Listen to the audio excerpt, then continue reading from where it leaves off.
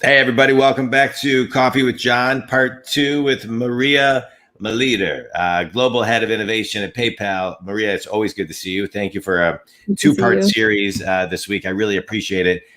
Today, I wanted to talk about, we talked a little bit about this yesterday at the end of our conversation, growing an idea and what that means, and that there really is no bad idea, that every idea kind of stems from the previous idea. And I think a lot of times people, sometimes don't have the courage to say even how small they think an idea may be, but sometimes that small little participation can lead to such big things. So can you kind of talk about how to grow an idea and kind of what to do with it when it's in your brain and how to get it into the room? Absolutely. And oh God, I could speak about this for hours, but let's try and put it in a few minutes, shall we? We'll During set up what another time to talk about it for hours, because I think this is so important. So take it away. Absolutely. So maybe let's very quickly start at the beginning of how the ideas bubble up anyhow. And I just read a really interesting book, Two Beats Ahead, and it's about musicians and how they create ideas. And Björk, the Icelandic singer, who's very proficient in that process of seeking ideas for her songs, basically goes out into nature. She draws every inspiration from nature. But what she does is she goes out and tries to see different things, different shapes, different. She really goes out intentionally to do that.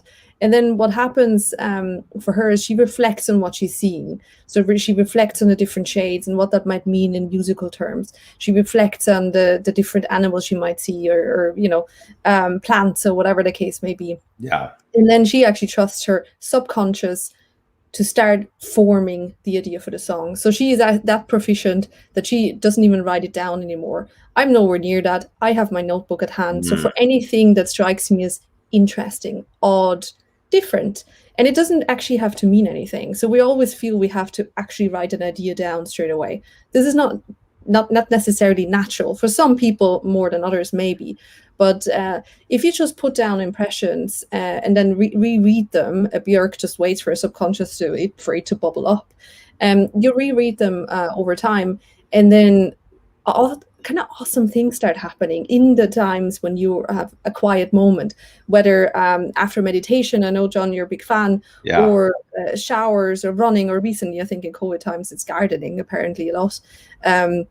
I frankly just try not to kill my plants while I garden, but it might work for people. And that's these aha moments that we talk about. It's like, oh, I thought of the next crypto thing. Right.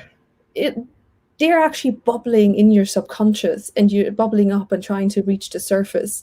For example, Darwin did not create his origin of species in a moment. It took him 25 years of finding all of the bits and pieces for them to bubble up to become what he then, become his big theory.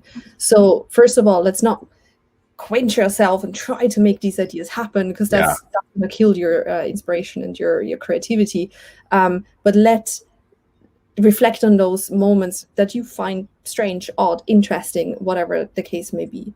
And then as you come up with these things, you yourself can build on your own ideas. And like you said, John, sometimes I'm like, why am I thinking about this? Why am I staring at this thing? I feel frankly, like an idiot, to be honest. So I wouldn't share it with the world apart from my notebook. But then as I kind of come back to these things or find something else, it's like a detective finding clues to trying to solve a mystery. Yeah. It's just that you don't actually know what you're solving for.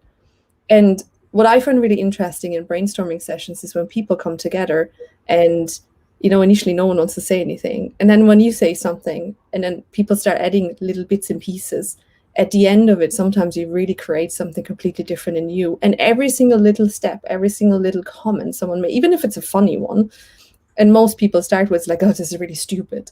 Yeah. Those are really the special ones. So I think you need to allow yourself to be a bit silly sometimes. Yeah. And to just not judge yourself. I think we're terrible judges of ourselves. Wow. I loved every ounce of what you just said. That was a master's PhD class on how to, inner awareness, have an idea, cultivate the idea, process the idea, feel the idea, listen to your subconscious. I mean, it was like a PhD in Eckhart Tolle all in one. I loved it. 2 minutes. In 2 minutes. That was great. Right. What kind of coffee are you drinking? So today I'm actually drinking a lovely tea because, of course, Yeah. for me it's tea, like a rooibos something or other. Okay. It's good for my tummy now. There you go. All right, good, good. Well, cheers to you. I Cheers to appreciate you. you and all of your insights. That was so beautifully said. I don't need to say anything more.